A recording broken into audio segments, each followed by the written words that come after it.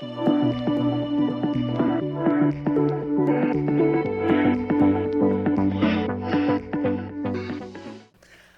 and welcome to the next episode of Learning Curves. We are back with the next season and I have a very exciting guest, Miss Anne Bonney, who I met at the Working Women Expo. Thank you for being here today. Yeah, my pleasure. This is great.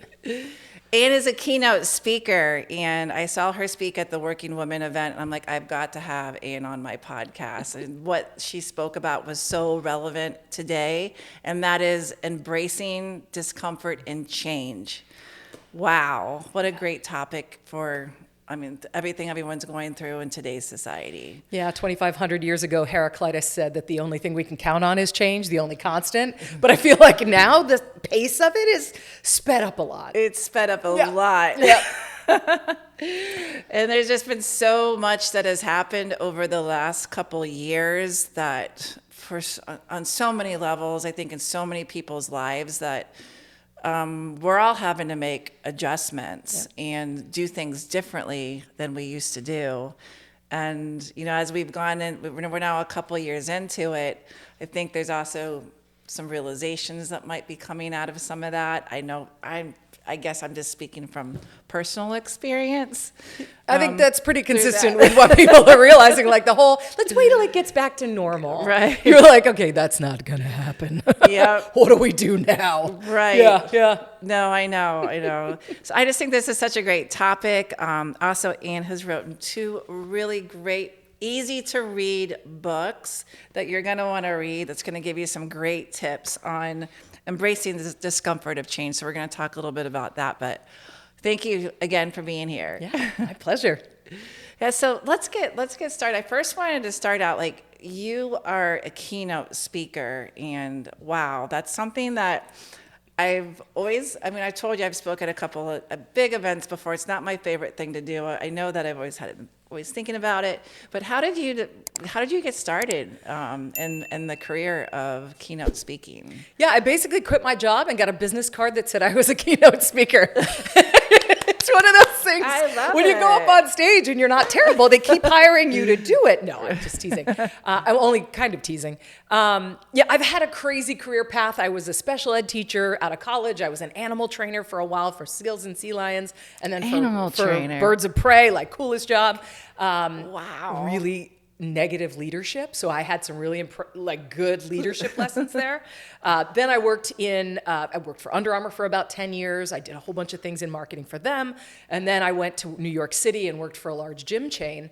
And in all of those experiences, I was doing a lot of speaking. I was doing a lot of presenting and, all of that. And I went to a performing arts high school as a kid. So I had all of this stage time. And so when I was in New York and I was looking at wow, is this my life now? I'm over 40. Is it over? And I didn't like my job. I saw an ad on Facebook for the John Maxwell team with leadership training and public speaking. And I'm like, public speaking? I could do that. So I quit my job, put all my junk in a U-Haul, moved to Michigan in my parents' basement, and only a couple months in when I ran out of money was like, oh God, what did I do? But that was 8 years ago, and it worked out really, really well. Oh, wow, I bet. So what got you into, I'm sure you maybe had something that happened in your life that kind of sparked, to start speaking about change and embracing change. Yeah. One of the most challenging things about being an entrepreneur, being a business owner, is you can do whatever you want. It's the most wonderful and most terrifying part. And as a speaker, I can speak on change, I can speak on leadership, I can speak on difficult conversations, I can speak on time management, I can speak on having effective meetings. And people the first couple of years were like, could you speak on this? I'm like, yes, I can. Can you speak on this? Absolutely. Right. And drove myself insane creating new content. Gosh. I'm like, why am I not? That's a lot of work. And one day in the shower, interestingly, at a Hilton hotel at the side of a highway in some small town in Iowa. Amazing the ideas that come out from right? the shower. It was like, change. It's what I do. I moved a whole bunch of times. We lived overseas when I was young, and then all these career changes. I know change really well. I read that you moved, over 25 times? 28 times, yeah. 28 times. Yep. Wow. 4 different continents, different cultures. I lived in Muslim countries and I lived in Greece. So moving from a Muslim country to Greece where there are naked beaches and you're like, whoa, you start to realize like discomfort with unknowns and discomfort with things that you're not familiar with isn't necessarily a bad thing. Right. But I know that everybody hasn't had that experience. So when in the shower, I was like, why am I not speaking consistently on this? I love the topic and I feel like I have something to contribute to people who haven't had the crazy life that I've had. Yeah, because a lot of people, just one move is like a big change for them, yet 28 times. So Yeah. but you have the process down pretty well. Yeah, well, I mean, it's just kind of like my parents dragged us behind and I dragged my teddy bear behind and it's like, okay, here we go. So it's been a fun life. And so now I get to work that and the crazy stories and all that into my speaking. Great. So what's one of the strongest messages, I guess, that you deliver to your audience, or something that's like really memorable takeaway that you present when it comes to the discomfort of change? Yeah, one of the big things is, and I've had people approach me randomly yelling this at me across hotel lobbies and at airports and things. One of my concepts is punch it, Margaret. And this comes from my grandmother who drove really slowly, and my brother wanted to yell like, punch it, Margaret, at her one day. But action, when we start taking action, especially when we're nervous, we're uncomfortable, we're in this turmoil of unknowns and change, when we start taking action, we start feeling like we're not completely out of control. And this doesn't mean, punch it, Margaret doesn't mean that we have to, quit our job and move into our parents' basement at 42 years old and start a business as a speaker. You may just be asking a question. You may just be doing some research online. But as we start to take action, we start to stimulate our own internal locus of control, which is that belief that I can do something to make this better. I can do something to learn. I can do something to make myself a little less comfortable. Maybe it's just asking somebody, hey, can we go out for Margarita Monday because I really need to vent? It's just these little moves when and this is what I call dancing in the discomfort zone, right? We're starting to move, we're starting to dance, and we don't know how it's gonna go, but at least if we're moving, we feel like, okay, cool, there's something I can do here, and we're learning, rather than just standing on the porch of the comfort zone, freaking out about everything that's gonna go wrong. So that's a big one. Punch it, Margaret's fun. And if you look on page 59 of the white book, there's a little sticker in there for you. We have a little bit of fun with that. Are there any action items, like maybe for someone to think about when they're getting ready to do this? It's one of those probably things. Different for every person. It is, and every single situation. Right. But you'll know what that next move is, right? I talk about the discomfort zone being that zone between the comfort zone that you used to have, that you can't go back to, and the next comfort zone that, good God, I want to get to so quickly is, that discomfort zone is the place in between. And it's dark and it's foggy and you might not be able to see the whole path. Or if you see the whole path, it's kind of like the stairs at Hogwarts where they like shift and you're going and the path just suddenly is going over here and you want to go over there and what the... So you might not see the path, but you can say, what could I do? Could I ask somebody a question? Could I go research something online? Could I take a class? Could I, what could I do? You look down and you say, what's that first step? And just do that. You're not solving everything. You're just starting to dance. Okay. Yeah. Great. Within the most recent book, the 47 tips? No, the Get Them Over It for Leaders is the most recent one. Okay, Get Them Over. I love this one because podcast is for businesses. Mm-hmm. So this is a great book. Can you maybe, I know there's 57 tips in here, but maybe talk about maybe 3 or 4 of them? Sure. So this is a book leading people through change. Get them over it. And it's funny, I have to comment on this. I have gotten a little bit of flack for the titles. Because people are like, well, it's rude to tell somebody to get over it. And I'm like, you're totally right. And I'm not telling them to get over it. I'm saying, wouldn't it be nice to get over it? Like, I'd love to get over it. Here's some tips to help you do that, right? So I'm not saying get over it. Like, slapping them around and putting water on their face and tell them to go do it on their own. Like, here's a book with some help so you can, because wouldn't that be nice? So anyway, second one, the red one I is actually like the name. right? Yeah. So some event planners are like, I don't think our audience will like that. Oh. So I'm like, we'll just change the title. It's okay. Get them over at Tips for Managers on Leading Through Change. One of the things to think about is, and one of the tips in there, and these are both tip books because I know we don't have time to read a full book often. Yes. So put this on the toilet tank and pull it off when you have 2 minutes of awesome. Look spare at time. this. Read one, Easy, read two, digestible. and you move on. Yeah. Yep. One of the things is to remember that when people are going through change, they focus on what they're losing.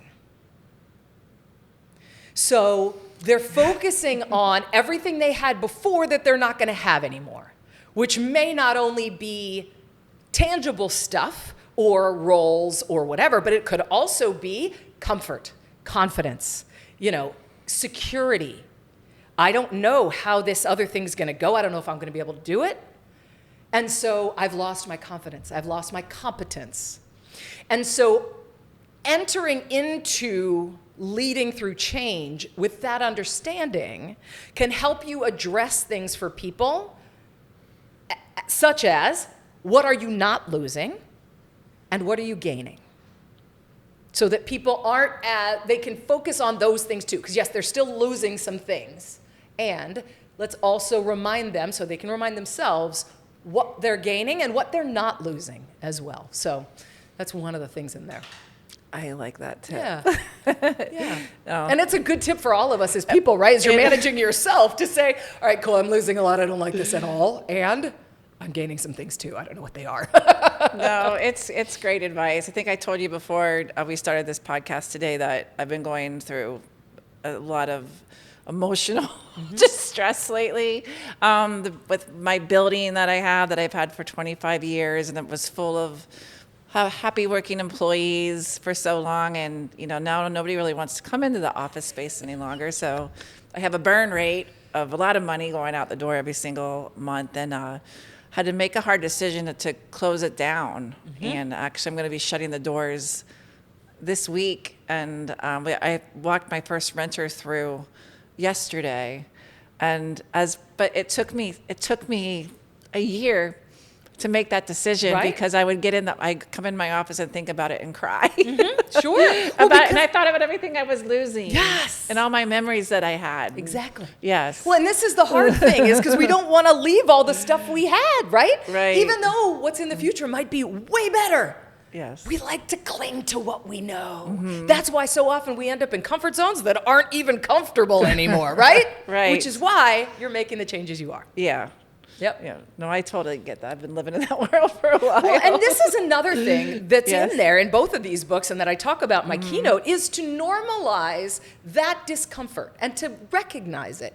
To say, all right, I loved working here. This place is full of amazing memories with amazing people and amazing success and pride and all of that. Pride. And I'm sad about that. And allowing yourself to have a minute, grab a couch cushion, smash it a little bit, cry a little bit. You're not going to do this in a staff meeting, or in front of your boss. But at the same time, having that minute to say, these feelings are valid. And this sucks a little bit, allows you to move beyond that so that you can start to focus on that forward momentum. So I always tell people, and so I had a gentleman in a corporate workshop once, we were talking about leadership, and he said, so you want me to have a temper tantrum? And I was like, yes, sir, I do. I do. Don't do it in front of your team. Don't do it for 3 weeks. But sure, go punch a punching bag really hard and scream. Good to go. Get it out. Get it out. So you can move past it and say, okay, cool. Yes, I feel that way. And here's all the things that are next. That's good. Yeah. That's great advice. Yeah. Okay, what's the next step like this?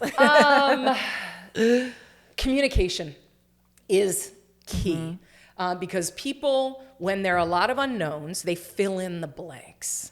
And I remember from some of my leadership roles, some of the things they come up with are bizarre. You're like, where did you get that? I have no idea. So Under Armour had a really good way of doing this. They did a company meeting one time, way early on. I started there in 2002 when there were only 80 of us. And it was every man for himself. And so about a year into that, they brought us in for a big company announcement of a big change that was happening, which was happening all the time because we were growing like crazy. And then we went off, and my manager brought us all into a room and said, all right, guys, complain. And it was like crickets in the room. It was like, are you going to say anything? No, I'm not going to say anything. You're going to say, no, I'm not going to complain. What rumors are you hearing? What are you worried about? And we're all like, we're not going to say it, And what they were trying to do was get us to share all the assumptions we were making, all the fears that we had, so that they could communicate with us through these things. So that they could, smart. share. Yeah, exactly. Yeah. And why not have the conversation? Ask the question. What are you worried about? What do you hate about this plan? What do you think is going to go badly? Because A, you might say something we didn't think of that we want to think about. Or you may be worried about something that we've totally thought about. We've decided how we're going to deal with it. Let me share that with you. So you don't have to worry about that.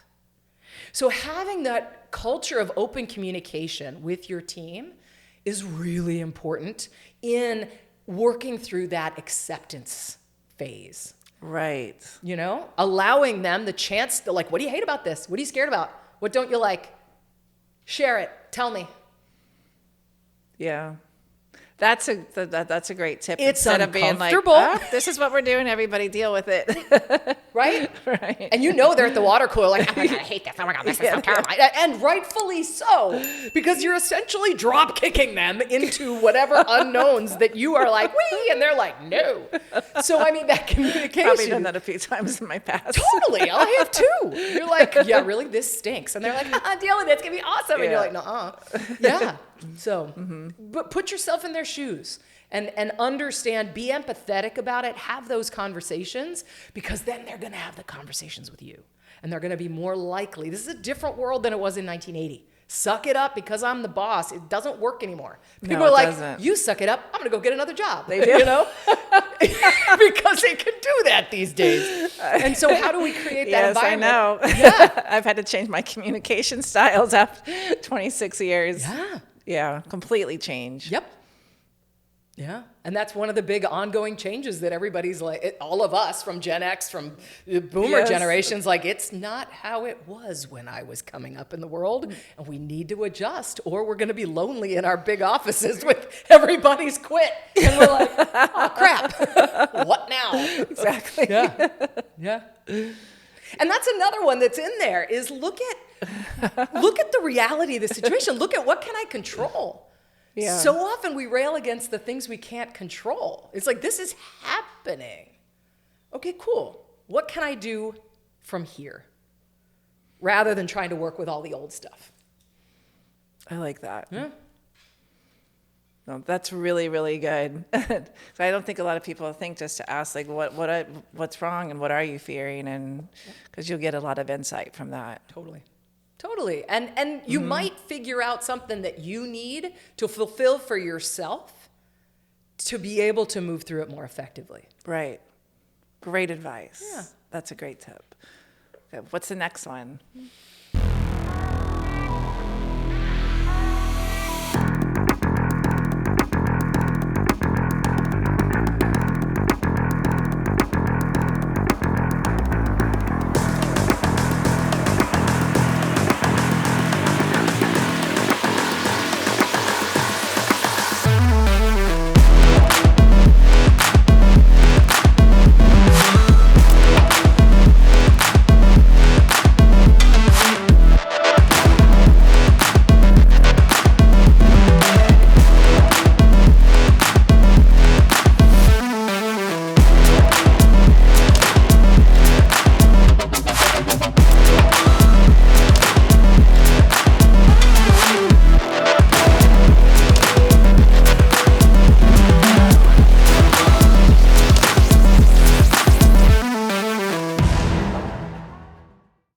Questions I love to ask. You know how I talk about the comfort zone, right? And we're stuck on the porch because we can't go back to the old comfort zone. We know change is coming. Either, the company just announced it or we just sold our building or whatever. And we're standing on the porch. We haven't actually moved yet, right? And that voice in our head, mine's called Sally, is going crazy about all the things that are going to go wrong and all the things you've screwed up. And I tell you, she knows way too much. All the reasons this is going to be a failure. Mine's called Kathy. Yeah, Kathy. Exactly. She's sitting there squawking in your head, right? And you're freaking out because you're like, this is going to be terrible. She's right. I can't spell, And the question I always tell people at that point to ask before they're ready to punch it, before they're ready to take some action, even if it's not a big action, it's still scary. Mm-hmm. Ask yourself, what if this goes really well? What if this goes right? What if this goes exactly the way I would hope that it would go in hindsight when I can see what could have possibly gone right? Because we don't ask ourselves that. We let that voice in our head just go cuckoo crazy, reminding us of all the reasons this is going to be a terrible idea. Yes, we do. So we've got to bring in the prefrontal cortex, which has all the logic and the memories, and remind ourselves we're kind of a badass. Like, we figured out a lot of stuff. What if this goes well? What if this goes well? Why don't we ask ourselves that, right? Because we like to beat ourselves up. I don't like it, but it's true. She just does it automatically. But I mean, that's such an important question to ask yourself. Mm-hmm. And also remind yourself of all the things that have gone well and that you have figured out, because you would not be where you are today if you weren't really good at figuring things out. True. And we forget all that. We underestimate our ability, even if things go wrong. Heck, I started my business 8 years ago. Woo! We could have a whole podcast about all the things I messed up and did wrong and wasted money on. And yet, I'm making more money than I did in New York City. I'm having more fun. I'm happy. I get to do fun stuff like this. Yeah. Like, it went well, even though I messed up a whole bunch of stuff along the way. And so we forget that. And so remind yourself of that as you're punching it. No, I love that idea, because you're right. You're always like, well, I did this wrong or that wrong, and I spent way too much money over here. Yep. And, I've been doing that, beating myself up over like, why did I let this go on for so long? What's wrong with you? Yeah. But you can't change the past. You just have to do something. You got to move forward and move out of it. Right. And that's exactly where you ask yourself, okay, cool. What can I control here? Yeah. Can I change the fact that I waited a year to do this? No. Okay, cool. What can I do now? Yes. Like, all right, good to go. It's over. Mm-hmm. Yeah, we're going to learn from it, but we're not going to stare at it too long. Exactly. Yeah. Great. Yeah. I love. And can we get one more last goodie before? One more good one. What's a fun I'm sure they're all good. Just remember that the discomfort of change is completely normal. Mm-hmm. I think people think they're doing it wrong. I think especially today when we can see everybody's highlight reel on social media and we can see how awesome everybody else looks. It's so easy to forget that nobody has it figured out. Nobody has any idea if the next thing that they're going to do is going to work. They have no idea. Yeah, it's intimidating to see all the stuff that these people put out there, and you'd be like, I don't know if I want to put stuff out there because what if I'm going to be judged, or what people are going to think, or and I'm not as good as them, and I don't look as good as them, and my butt's a little big right now because I ate all those Malinois. Exactly. All these, again, Sally, she knows everything. Mm-hmm. But it's remembering nobody has it figured out, and your path is your path, and so just do the thing. Punch it, Margaret. And remember that it's going to be uncomfortable. Don't wait for it not to be uncomfortable, because that's not going to happen. Know that discomfort means you care. That discomfort means whatever you're about to do matters.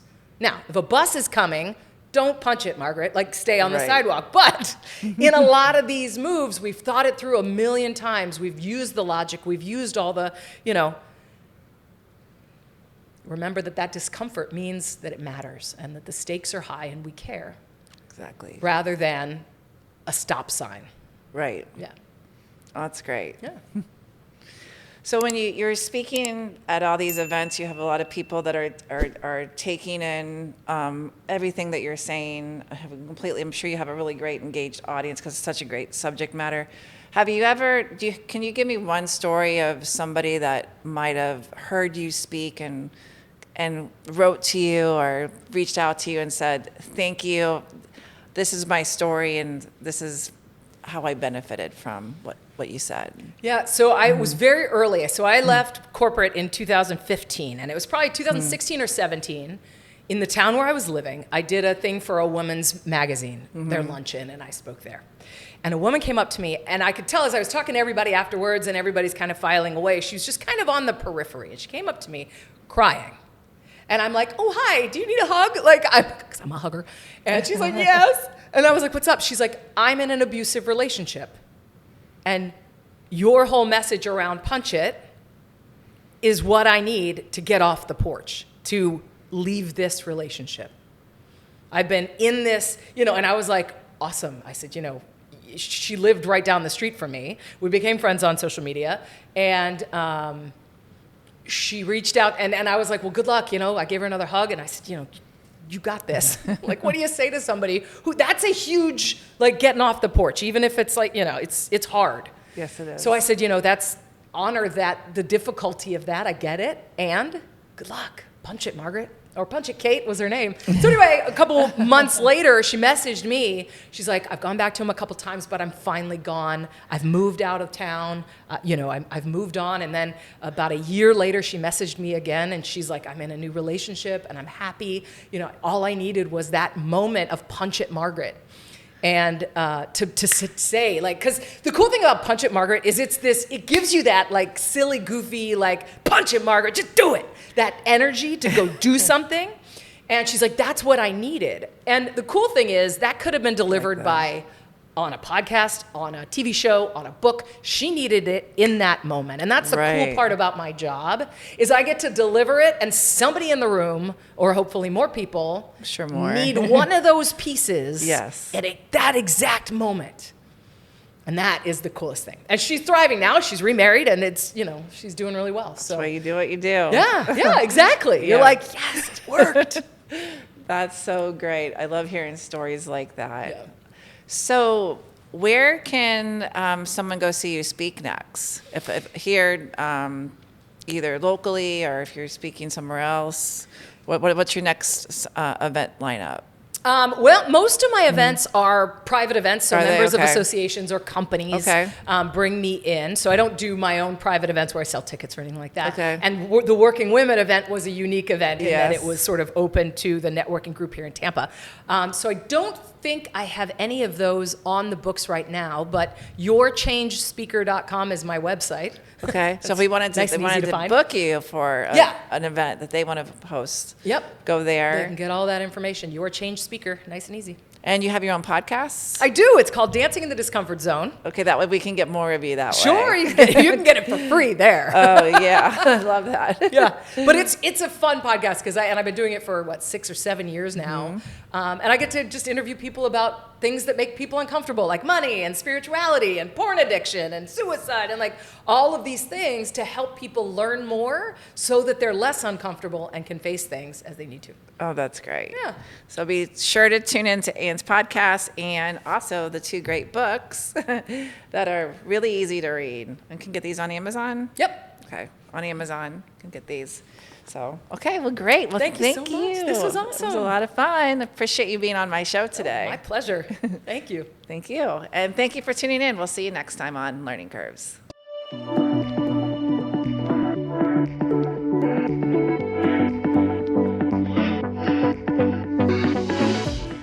Second Soul Studios is a full-service production studio with capabilities for photo, video, podcasting, editing, co-working, and more. Our photo video studio has a number of different backdrop choices and props to choose from. Our team at CEA has tons of experience and top-notch training, which helps you take all the stress and confusion out of marketing your own business. After years of working with large companies like Pulte Homes and Metro Places, we guarantee the successful implementation of a marketing strategy.